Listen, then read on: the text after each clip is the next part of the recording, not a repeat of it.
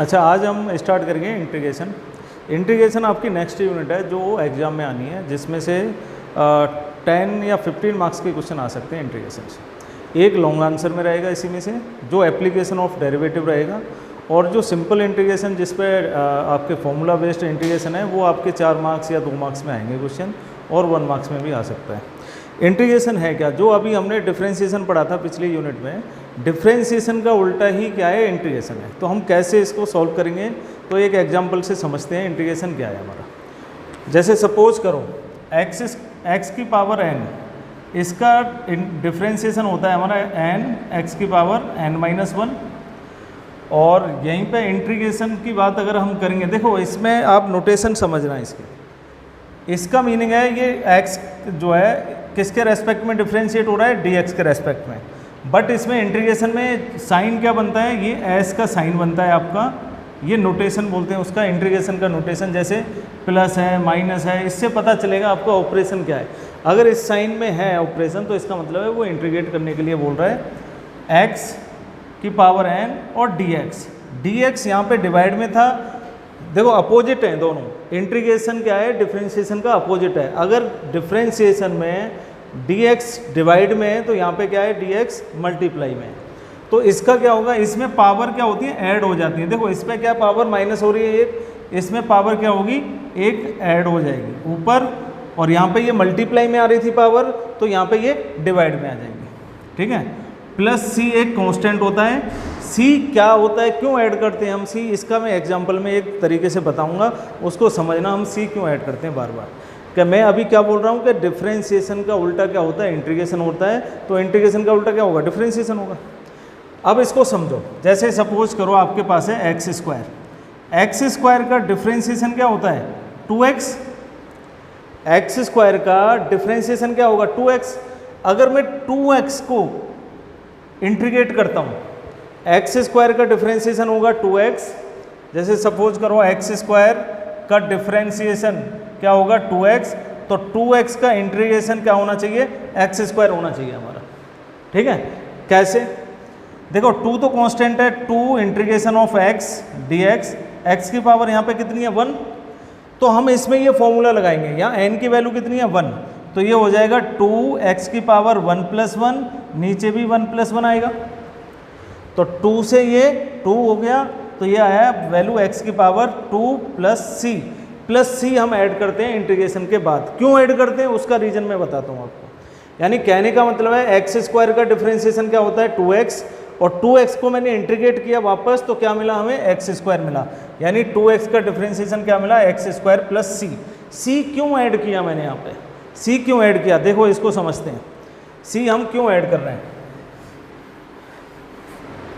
जैसे x square plus 6, x square -1, इन दोनों का अगर मैं डिफरेंशिएशन निकालता हूँ, इसका मैं डिफरेंशिएशन निकालता हूँ, तो हमें क्या मिलता है? इसका भी 2x मिलता है, इसका भी 2x मिलता है।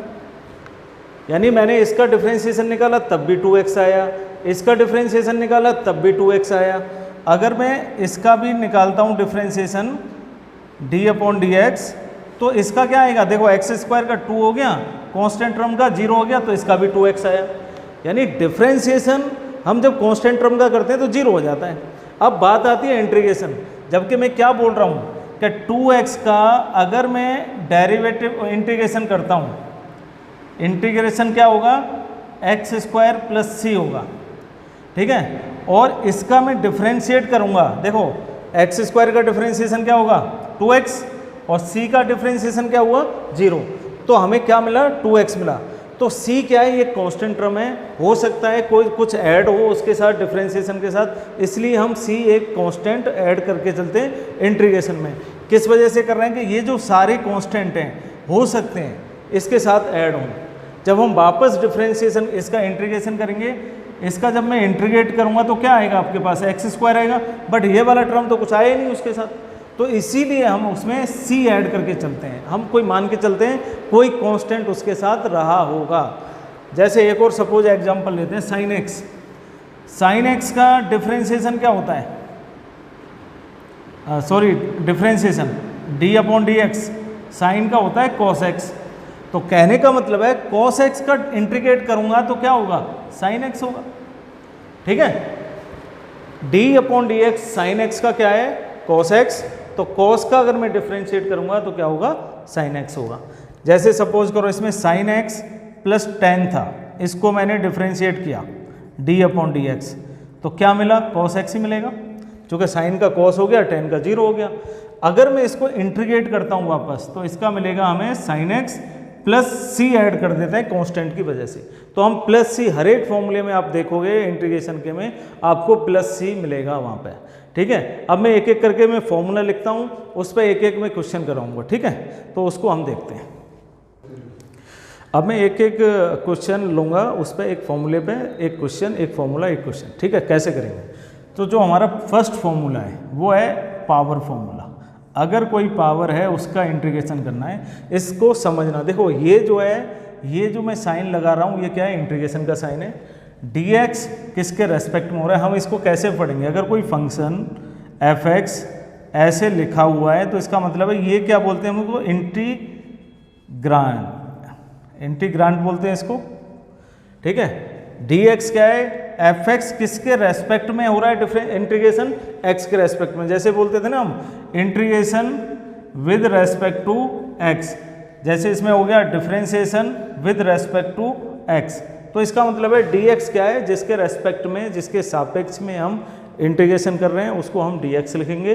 dz मतलब z के रेस्पेक्ट में, dy मतलब y के रेस्पेक्ट में इंटीग्रेट हो रहा है, ठीक है। तो फर्स्ट फॉर्मूला है आपका x की पावर n का फॉर्मूला क्या होगा, इसमें पावर एक ऐड हो जाती है और नीचे पावर, वो जो पावर सेम नीचे डिवाइड हो जाती है, प्लस सी।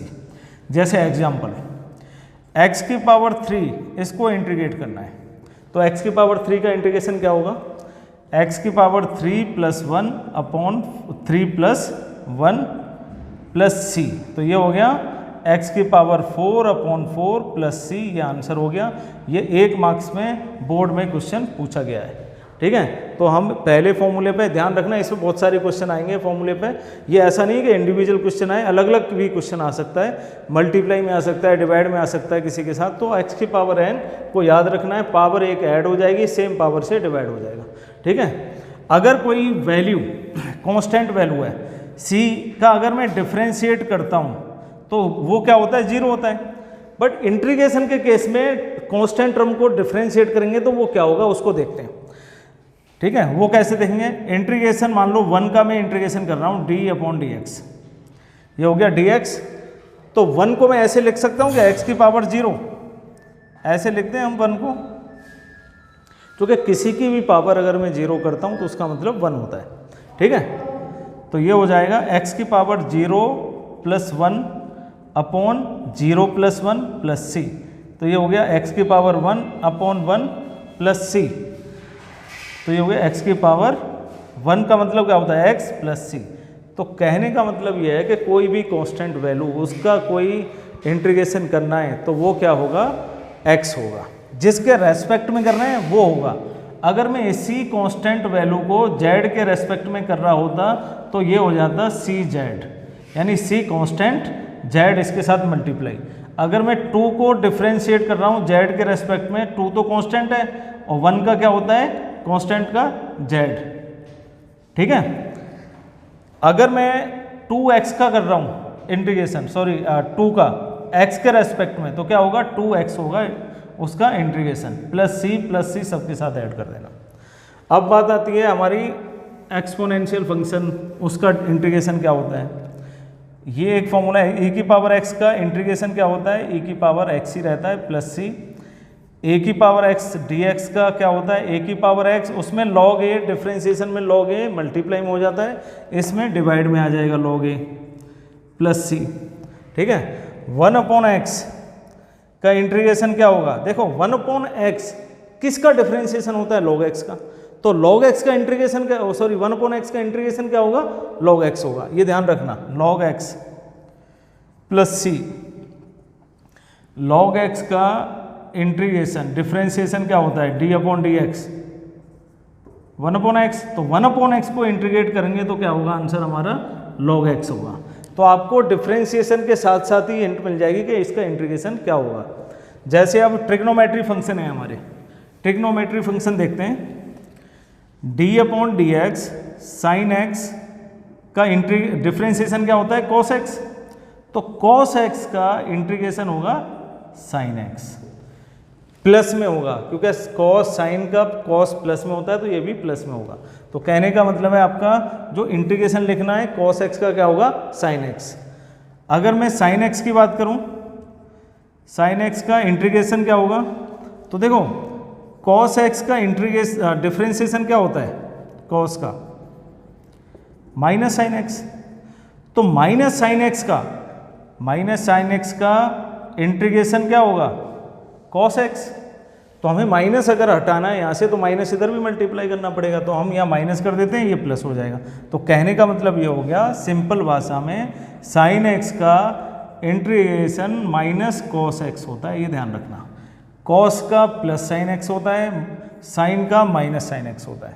तो ये दो फॉर्मूले आपके ट्रिग्नोमेट्री पे हो गए।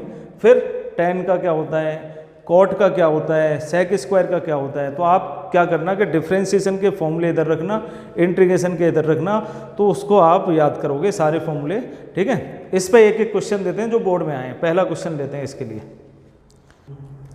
अच्छा, इसमें मैं कुछ सिंपल एग्जांपल दे रहा हूँ जो आप घर पे कर लेना इनको।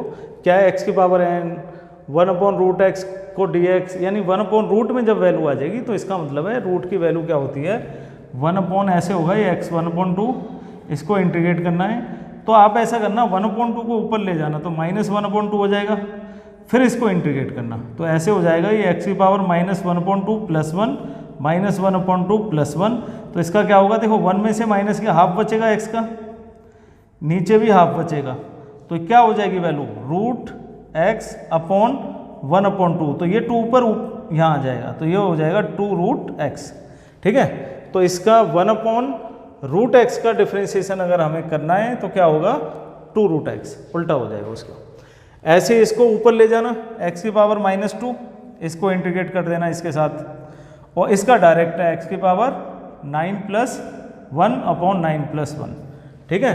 प्लस c सब में ऐड करना है, लास्ट में प्लस c सब में ऐड करना है, ठीक है। तो आप इसको कर लेना, ये 3-4 क्वेश्चन हैं। बाकी फॉर्मूले सब लिख के मुझे दिखाओगे अपना नोटबुक में कि कौन से फॉर्मूले आपको याद हैं। मैं उस पर अब इंपॉर्टेंट क्वेश्चन